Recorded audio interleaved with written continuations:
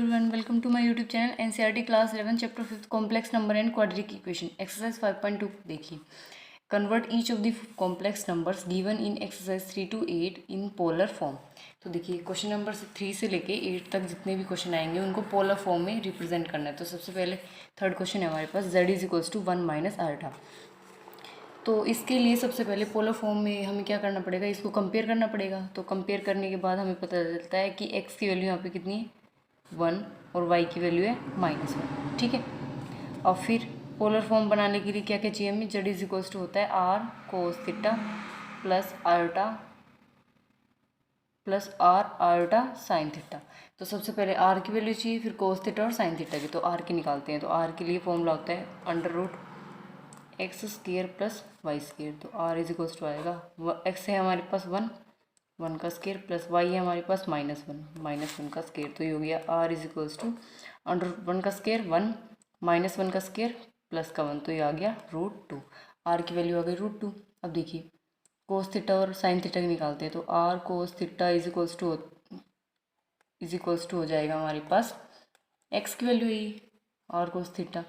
ठीक है, तो यहाँ से देखिए r कितना है √2 कोस थीटा, x की वैल्यू है 1। तो ऐसे कोस थीटा की वैल्यू आ गई 1/√2। ऐसे ही साइन थीटा की निकालते हैं। तो r साइन थीटा होता है y की, r की वैल्यू √2। ठीक है, और साइन थीटा y की वैल्यू -1। तो साइन थीटा आ गया हमारे पास -1/√2। ठीक है, ये आ गया साइन थीटा की वैल्यू आ गई। अब देखिए, अब इसके लिए क्या करना पड़ेगा, सबसे पहले हमें एक और चीज़ चाहिए, थीटा की वैल्यू चाहिए। तो सबसे पहले हम निकालेंगे अल्फ़ा की वैल्यू। अल्फ़ा होता है tan इनवर्स मॉडुलस y/x। तो अल्फ़ा हो जाएगा tan इनवर्स y की वैल्यू है -1, x की वैल्यू 1। अब देखिए मोड है, मोड जो होता है नेगेटिव वैल्यू को पॉजिटिव कर देता है। तो ये हो जाएगा tan इनवर्स मोड 1 हो जाएगा। ठीक है, तो यहाँ से देखिए tan की वैल्यू 1 कब होती है 45 पर, यानी कि π/4 पर। तो इसको लिख सकते हैं tan π/4। tan से tan कैंसिल, अल्फ़ा की वैल्यू आ गई π/4। हमें चाहिए थीटा की वैल्यू। तो देखिए थीटा की वैल्यू निकालने के लिए हमें देखना पड़ेगा थीटा कौन से क्वाड्रेंट में है। तो देखिए x की वैल्यू +1 है और y की वैल्यू -1। तो देखिए प्लस की वैल्यू x की यहाँ पे और माइनस जो नेगेटिव वैल्यू है y की इधर मिलेगी, यानी कि फोर्थ क्वाड्रेंट में। तो थीटा हमारा कौन से क्वाड्रेंट में लाई करेगा, फोर्थ में। तो लिख देंगे theta lies in fourth quadrant. ठीक है, फोर्थ क्वाड्रेंट में थीटा का फॉर्मूला होता है -अल्फ़ा। तो थीटा हो जाएगा -π/4। अब देखिए पोलर रिप्रेजेंटेशन करते हैं। z r की वैल्यू √2, कोस थीटा की वैल्यू क्या थी, ये हो जाएगा कोस थीटा की वैल्यू क्या हो जाएगी -π/4 प्लस r की वैल्यू √2 आयोटा साइन थीटा की वैल्यू -π/4। क्लियर। अब देखिए यहाँ से √2 कॉमन ले सकते हैं, अंदर बचेगा cos of -π/4 plus iota sine -π/4। ये आ गया इसका पोलर रिप्रेजेंटेशन। आई होप आपको समझ में आ गया होगा। ये हमारा फोर्थ क्वेश्चन होगा। फोर्थ क्वेश्चन में z = -1 प्लस आयोटा। इसको कंपेयर करते हैं। तो यहाँ पे x की वैल्यू मिलेगी हमें -1 और y की वैल्यू +1। ठीक है, अब यहाँ से देख सकते हैं पहले कि थीटा कौन से क्वाड्रेंट में लाई करेगा, x की वैल्यू नेगेटिव y की वैल्यू पॉजिटिव, यानी कि सेकंड क्वाड्रेंट में जो थीटा होगा सेकंड क्वाड्रेंट में लाई करेगा। ठीक है, याद रखना। अब सबसे पहले पोलर रिप्रेजेंटेशन करनी है। तो सबसे पहले इसके लिए फॉर्मूला होता है z = r cos theta plus iota r sine theta. देखिए r पहले लिख लीजिए या फिर बाद में लिख लीजिए, कोई फ़र्क नहीं पड़ता। ठीक है, अब देखिए इसके लिए भी हमें चाहिए r की वैल्यू और थीटा की वैल्यू। तो r की वैल्यू निकालते हैं। फॉर्मूला होता है √x² प्लस y²।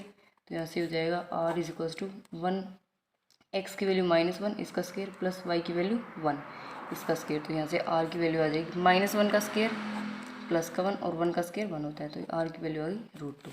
अब यहाँ से कोस थीटा और ये हो जाएगा r cos थीटा क्या होता है x, r की वैल्यू √2 कोस थीटा x की वैल्यू -1। तो कोस थीटा की वैल्यू आ जाएगी -1/√2। साइन थीटा को निकाल लेते हैं। r साइन थीटा होता है y के, r की वैल्यू √2 साइन थीटा y की वैल्यू 1। तो यहाँ से √2 sine theta is equals to हो गया 1, तो साइन थीटा की वैल्यू क्या आ गई हमारे पास 1/√2। ठीक है, ये मिल गया। अब देखिए, अब हमें क्या निकालना है, आर मिल गया, थीटा की वैल्यू निकालनी है। थीटा की वैल्यू निकालने के लिए सबसे पहले अल्फ़ा निकालेंगे। अल्फ़ा के लिए फॉर्मूला होता है tan inverse modulus of y/x। तो ये हो जाएगा tan इनवर्स मॉडुलस y की वैल्यू 1 और x की वैल्यू -1। देखिए मोड के अंदर नेगेटिव वैल्यू होती है, पॉजिटिव बन जाती है, तो ये हो जाएगा tan इनवर्स 1। ठीक है, अब देखिए tan की वैल्यू 1 कब होती है, π/4 पर, तो लिख देंगे tan इनवर्स tan π/4। tan से tan कैंसिल, अल्फ़ा आ गया π/4। अब देखिए थीटा निकालेंगे। थीटा हमारा कौन से क्वाड्रेंट में, सेकंड क्वाड्रेंट में, तो लिख देंगे theta lies in second quadrant. ठीक है, सेकंड क्वाड्रेंट में थीटा के लिए फॉर्मूला होता है पाई माइनस अल्फ़ा। तो ये हो जाएगा पाई माइनस अल्फ़ा, क्या आया था π/4। तो यहाँ से देखिए एलसीएम लेंगे, एलसीएम आएगा 4, ये हो जाएगा 4 पाई माइनस पाई, तो ये आ गया 3π/4।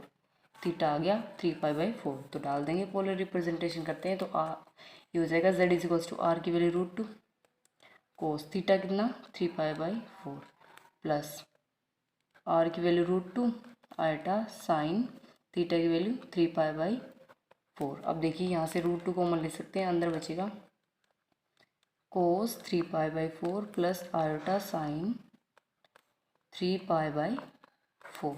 ये हो गई पोलर रिप्रेजेंटेशन इसकी। आई होप आपको क्लियरली समझ में आ गया होगा। क्वेश्चन में दिया हुआ है z is equals to -1 minus iota, तो यहाँ से कंपेयर करने पर x की वैल्यू मिलेगी -1, y की वैल्यू -1। तो यहाँ से देख के बता सकते हैं थीटा कौन से क्वाड्रेंट में लाई करेगा। दोनों नेगेटिव वैल्यू मिलती है हमारी थर्ड क्वाड्रेंट में।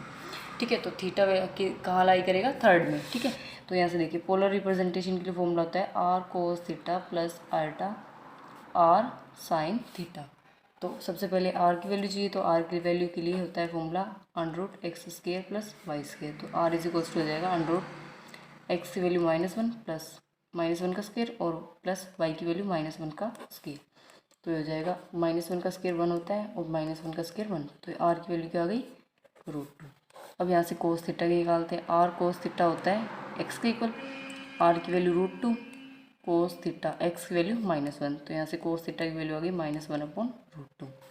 जैसे साइन थीटा क्यों निकाल लेते हैं, R sine theta is equals to होता है y के, आर की value √2 sine theta is equals to y की वैल्यू -1। तो यहाँ से साइन थीटा की वैल्यू क्या आई -1/√2। ठीक है, अब देखिए इसके बाद हम निकालेंगे क्या, अल्फ़ा की वैल्यू। अल्फ़ा की वैल्यू के लिए फॉर्मूला होता है tan inverse y/x। Alpha is equals to हो जाएगा tan इनवर्स y की वैल्यू -1, x की वैल्यू -1, माइनस से माइनस कैंसिल, क्या बचा 1।